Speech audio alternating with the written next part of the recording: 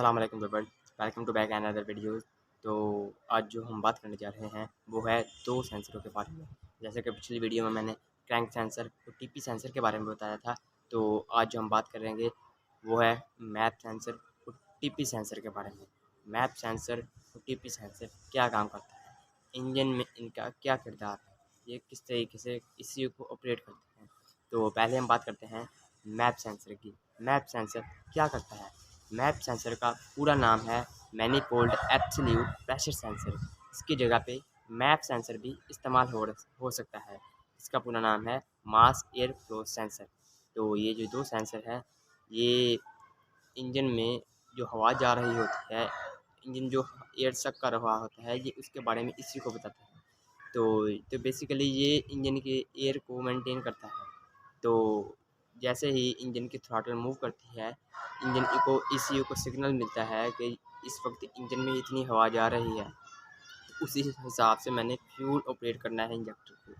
तो जैसे ही throttle move करती है, उसी हिसाब से इंजन एयर सक करता है। तो इंजन के एयर को सक होने से मुराद ये है कि ईसीयू को उस हिसाब से सिग्नल मिलना है कि जिस हिसाब से इंजन को फ्यूल चाहिए, क्योंकि फ्यूल का और एयर का मिक्सचर बनाना है। तो एयर का और फ्यूल का मिक्सचर बनाने के लिए हमें ईसीयू को ऑपरेट करवाने के लिए जो इंजन में एयर जा रही है, उसके लिए ईसीयू को सिग्नल की ज़रूरत है। तो मैप सेंसर बेसिकली इंजन की एयर के बारे में बताता है। तो थ्रॉटल के मूव होने के साथ ही जितनी एयर इंजन के अंदर जाती है, इंजन जितनी एयर सक करता है, उसी के बारे में ईसीयू को सिग्नल मिलता है और ईसीयू को सिग्नल देता है हमारा मैप सेंसर। मैप सेंसर कुछ गाड़ियों में 3 तार वाला आया है, कुछ गाड़ियों में 5 तार वाला आया है। लेकिन 3 तार वाले सेंसर के अंदर एक ग्राउंड, एक आउट और एक 5 वोल्ट की तार होती है। तो जो हमारा 5 तार वाला सेंसर है, जैसे कि हम बात कर लेते हैं 7-8 मॉडल करोला के बारे में, उसमें चाबी स्विच भी आता है, ग्राउंड भी आता है, आईएटी की तार आती है, मैप की तार आती है और एक 5 नंबर वाला भी हमारा ग्राउंड होता है। उसमें तो बेसिकली कनेक्शन ही ये होते हैं, एक होता है उसमें चाबी स्विच पहले नंबर वाला, दूसरे नंबर वाला हमारा ग्राउंड होता है, तीसरे नंबर वाला आईएटी होता है और जो चौथे नंबर वाला होता है हमारा मैप सेंसर की तार होती है। मैप सेंसर की तार होती है तो उसके आगे होता है हमारा ग्राउंड। ये इनमें कुछ फ़र्क भी आ सकता है। तो मेरा बेसिकली बताने का मकसद ये है कि मैं आपको सेंसरों के बारे में क्लियर कर देता हूँ। तो जो मैप सेंसर है, तो वो इंजन में जितनी हवा जा रही होती है, उसी के बारे में ईसीयू को सिग्नल देता है। ईसीयू फिर उसी हिसाब से फ्यूल स्प्रे करता है इंजेक्टरों पर। तो यहाँ पे हमारी मैप सेंसर की वीडियो क्लियर है। तो दूसरे सेंसर की बात करते हैं, जो है हमारा इंजन टेम्परेचर सेंसर। तो इंजन में जो ये सेंसर दो तरह के होते हैं, एक होता है हमारा इंजन कूलेंट टेम्परेचर सेंसर, दूसरा होता है हमारा इंजन ऑयल प्रेशर सेंसर। तो इंजन ऑयल टेम्परेचर सेंसर, तो ये दो, इनका बेसिकली काम एक ही है, ये सिर्फ अलग अलग जगह लगाए जाते हैं इंजन को ऑपरेट करवाने के लिए सिग्नल के ज़रिए। तो जो हमारा इंजन कूलेंट टेम्परेचर होता है, इंजन के अंदर जितना कूलेंट सर्कुलेट हो रहा होता है, ये इसी उसी के बारे में, उसके कूलेंट का कितना टेम्परेचर है उसके बारे में ईसीयू को ऑपरेट करता है। कि ईसीयू को ऑपरेट करता है कि इस वक्त हमारा जो कूलेंट है वो ठंडा है या गर्म है। तो गाड़ी की कोल्ड स्टार्टिंग के दौरान इंजन को कैसे सिग्नल मिलेगा कि इस वक्त हमारा इंजन ठंडा है या गर्म है? तो कोल्ड स्टार्टिंग के दौरान जब इंजन ठंडा होता है, तो उसी के दौरान ये ईसीयू को सिग्नल देता है कि इस वक्त इंजेक्टर को इतना स्प्रे चाहिए कि इस वक्त हमारा इंजन ठंडा है। तो उसी हिसाब से ईसीयू उतना फ्यूल स्प्रे करता है इंजेक्टर पर, इंजन के पिस्टन पर, कि इस वक्त हमारा इंजन इतना ठंडा है, इसको गर्म होने में कितनी देर लगेगी। तो जो जैसे ही हमारा इंजन ओवर हीट होने लगता है, हीट बढ़ जाती है, तो उसी को हमें क्रिएट करवाना होता है ईसीयू के बारे में, कि यहाँ पे हमारा इंजन इतना ओवर हीट हो रहा है, यहाँ पे ऑटो फैन को चलाना है या नहीं। तो ऑटो फैन को चलाने में भी हमारा टेम्परेचर सेंसर ही मदद देता है। तो टेम्परेचर सेंसर का बेसिकली मकसद ये है कि इंजन को स्टेबल रखने में, स्मूथ रखने में कितना टाइम लगता है और कितना नहीं। तो जैसे ही हमारा इंजन ठंडा होता है, ईसीयू फ्यूल स्प्रे ज़्यादा करता है। जैसे ही इंजन गर्म हो जाता है, तो ईसीयू फ्यूल की स्प्रे को कम कर देता है। तो इसी तरीके से इंजन को स्टेबल रखने में मदद मिल जाती है। तो अगर किसी गाड़ी में टेम्परेचर सेंसर ना हो, तो गाड़ी के इंजन का सीज होने का भी खतरा है। क्यों? जैसे ही इंजन ने ओवर हीट होते जाना है, गाड़ी की हेड गैस्केट क्रॉस हो जाएगा, हेड गैस्केट इसकी उड़ जाएगी, इंजन का तेल पानी मिक्स हो जाएगा, वहाँ पे हमारा गाड़ी का इंजन जो है वो सीध हो जाएगा।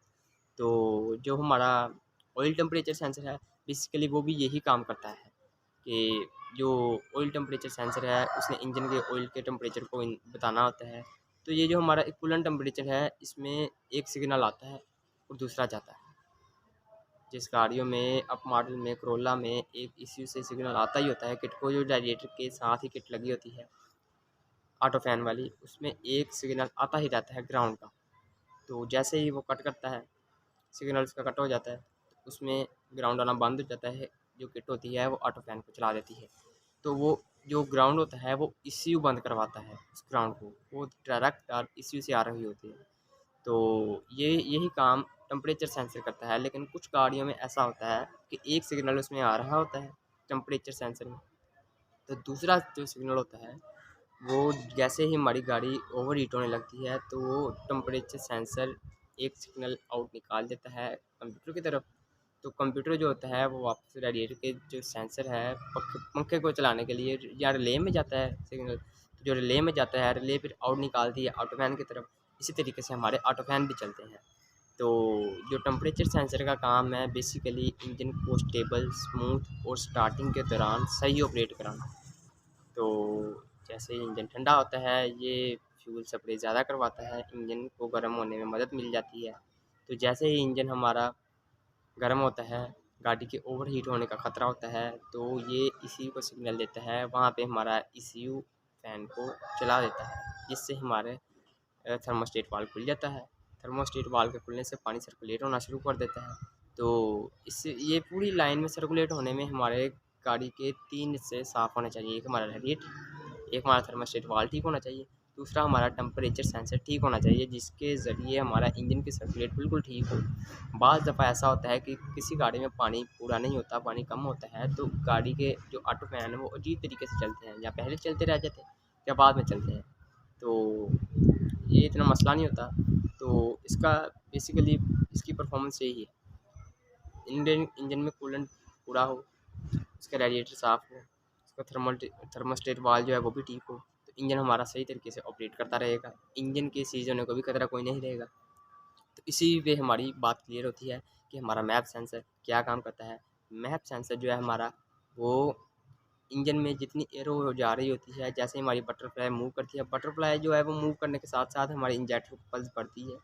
तो उसी तरीके से इंजेक्टर की पल्स बढ़ती है, गाड़ी में उतनी एयर जा रही होती है। मैप सेंसर टीपी सेंसर का काम एक ही है, इंजन को ECU को बताना कि यहाँ पे हमारी थ्रॉटल मूव कर रही है, इंजन के अंदर कितनी हवा जा रही है। और जो मैप सेंसर है उसका भी यही काम है कि इंजन के अंदर इतनी हवा जा रही है कि यहाँ पे हमने ECU को सिग्नल देना है और ECU में आके फिर इंजेक्टर को सप्लाई करवाना है। तो यहाँ पे हमारी वीडियो क्लियर होती है। तो इंशाल्लाह मैं उम्मीद करता हूँ कि मैं अगली वीडियो में आपको इससे 2 से 3 सेंसर रहते हैं इंजन पर जो लगे होते हैं, मैं उनके बारे में भी आपको बता सकूँ। तो आप मेरी वीडियोज़ को लाइक करें, शेयर करें और सब्सक्राइब करना ना भूलिएगा। अल्लाह हाफ़िज़।